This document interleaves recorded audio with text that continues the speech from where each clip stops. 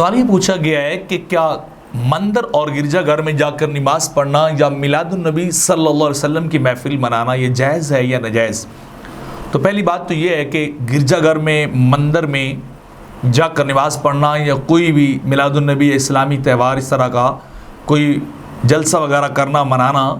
یہ ناجائز نہیں ہے، شرعاً جائز ہے، کیونکہ آقا علیہ الصلوۃ والسلام نے فرمایا جعلت للارض مسجدا وطہورا، تمام کی تمام روئے زمین میرے لیے مسجد اور پاکی کا ذریعہ جو ہے وہ بنائی گئی ہے۔ یہ الگ بات ہے کہ لوگوں نے اس کو غلط مقصد کے لیے استعمال کرنا شروع کر دیا ہو، یعنی گرجا گھر بنا لیا ہو، بت کدہ بنا لیا ہو، صنم خانہ بنا لیا ہو۔ لیکن ہاں یہ ضرور ہے کہ آپ جب وہاں جائیں تو آپ کے سامنے کوئی بت، کوئی مورت، کوئی اس طرح کی صورت وغیرہ جو ہے وہ نہیں ہونی چاہیے،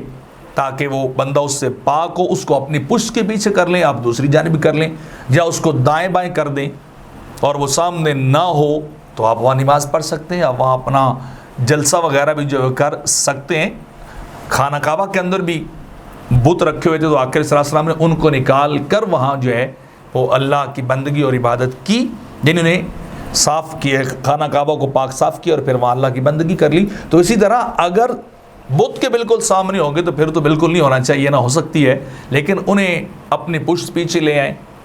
انہیں اس پوزیشن میں لے آئیں کہ ان کی جو ہے وہ توقیر نہیں بلکہ کیا انسلٹ شو ہو آپ کے عمل سے، ان کو اس طرح رکھ دے گرا کر کے پتہ لگے یہ تو قابل احترام چیز ہے ہی نہیں، تو پھر وہاں آپ جو ہے وہ نماز وغیرہ پڑھ سکتے ہیں، وہاں آپ اپنے مقصد کے لیے استعمال کر سکتے ہیں۔